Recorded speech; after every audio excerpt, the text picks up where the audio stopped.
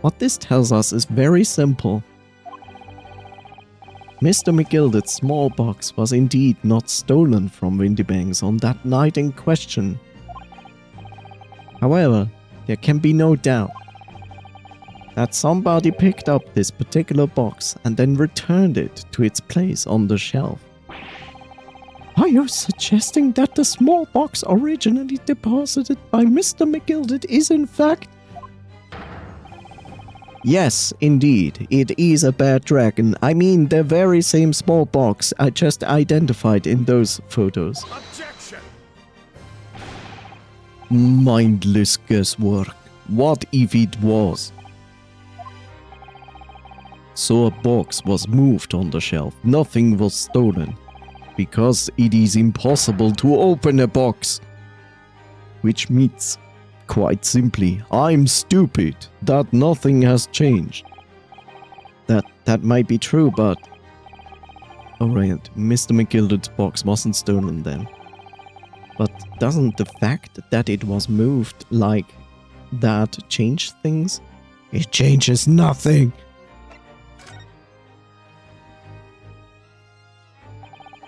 I believe this changes everything about the case. How can that possibly be? The crucial point is the fact that blah, blah, blah. It's a box, the contents of it could have been tampered with.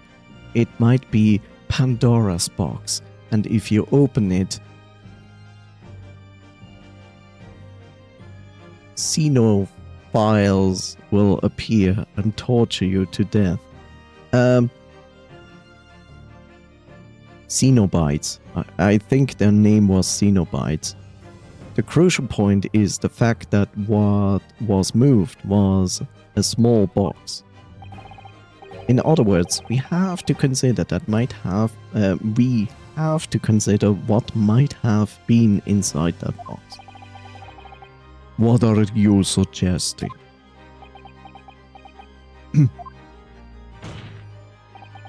I'm suggesting that we need to examine the box as soon as possible. A vital piece of evidence is sitting on the shelves at Windybanks as we speak. Objection! That won't be necessary. Some little box belonging to a man who died 2 months ago can't possibly be relevant to this trial. My ass! The court does not uphold your objection, Lord Van Seats. Bailiff, arrange for an officer to go to Baker Street at once and bring me some, I don't know, fresh bread. Obtain the small box in question and bring it back here for further examination. And 2 donuts. Its relevance was literally just brought into question. These characters are goofy, yes. A death stare combat situation in the court.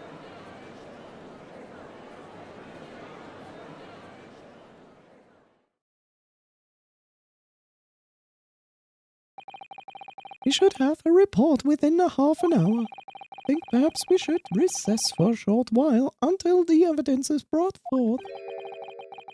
To be hoodwinked by such a farce. Disappointing. I beg your pardon, Lord Van Seek. This is nothing but a smokescreen, a Nipponese speciality, it would seem. What are you trying to say except being racist again? My learned friend has persisted with the same line of reasoning from the very beginning.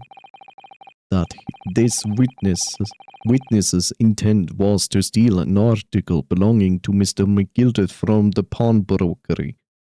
Is he just racist? He's constantly racist. It's like he's not even calling him Japanese. He always says like, my learned Nipponese friend. Like, come on. The country has a name, and it is Japan. Like, it also makes no sense. Like, yes, Japan in Japanese is called Nippon. That makes sense. But he is saying that nobody outside of Japan says Nippon. Not in these days. Today, maybe some videos or explanations about Japan use the term Nippon. But nobody ever said, nobody ever said, like, you are Nipponese. Like, nobody.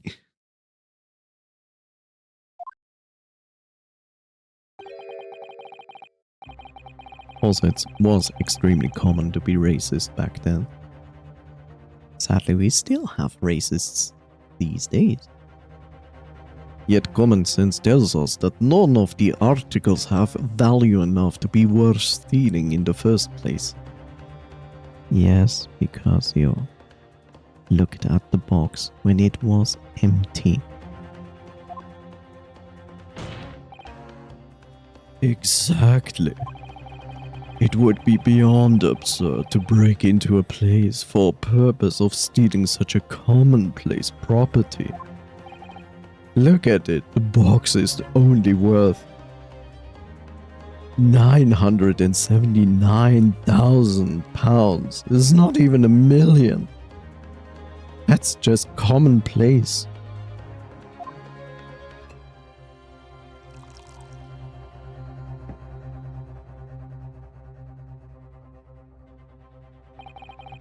If your lordship recalls, Mr. McGilded perished 2 months ago, immediately after the conclusion of his trial. A trial in which he was found not guilty. A trial in which it was established he was the upstanding member of society his reputation implied, in fact.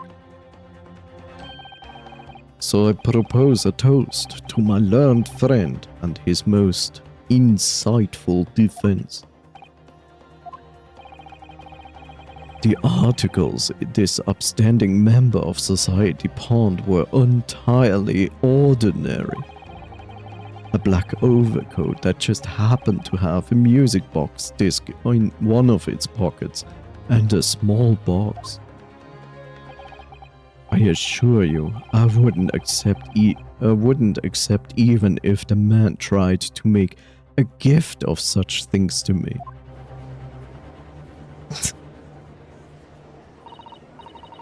You know, that does make a rather lot of sense. It's not as if gold or jewel was it, or goodness, who knows McGilded, but you can't deposit cash at the brokery.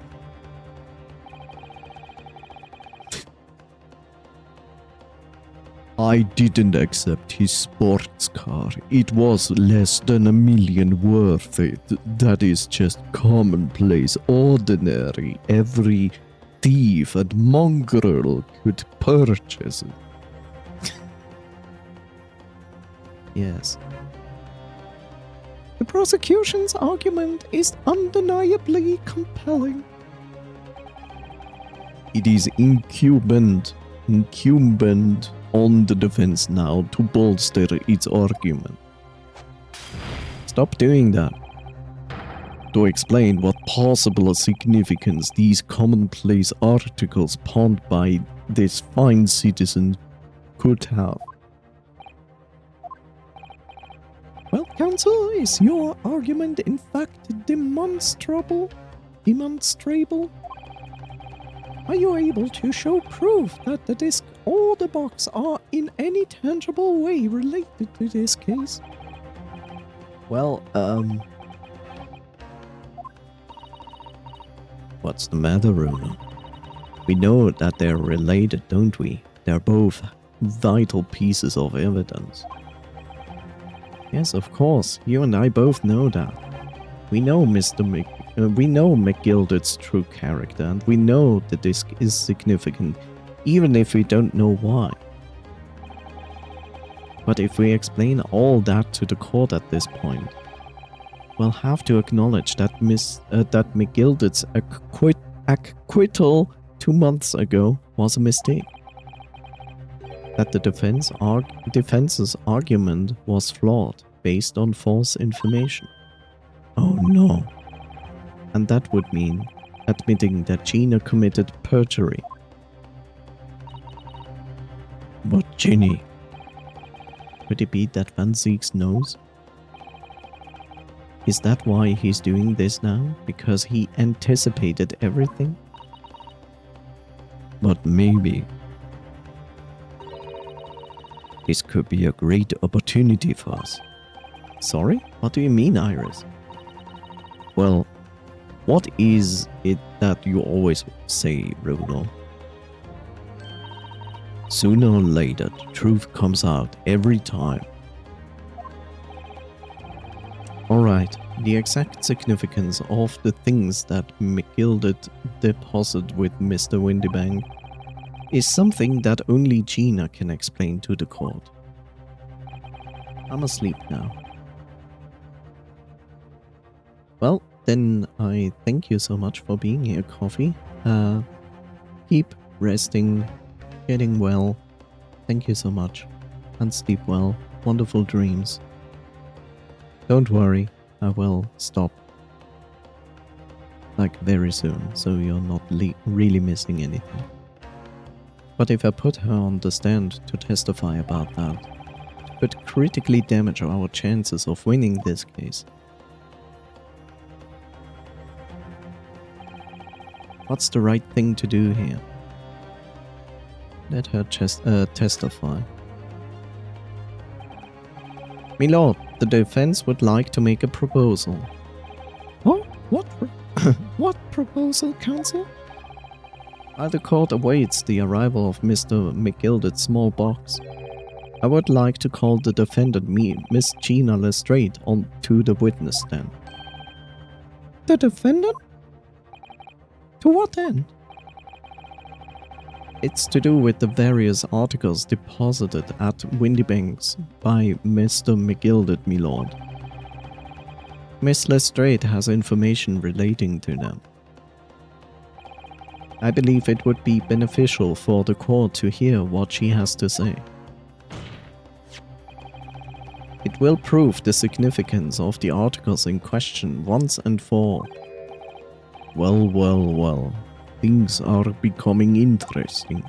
I presume you've considered the implications of the testimony you're proposing? In particular, the impact it will have on the accused's standing, and indeed, your own. I have. Lord Van Zieks, would you care to explain that last remark?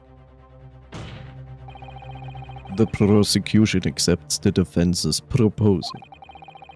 I move to interrupt the cross-examination of the current witness and hear from the accused herself. Very well, if you have no objection. So, the court will now hear the testimony of the defendant, Miss Gina Lestrade. Your witnesses currently in the stand may step down until further notice.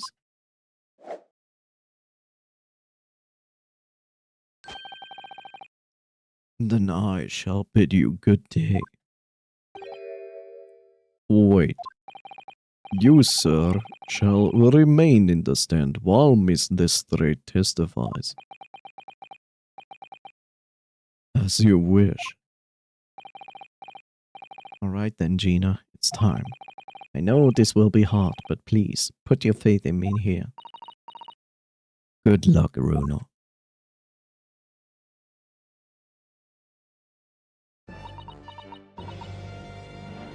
And this is where we're gonna return next time.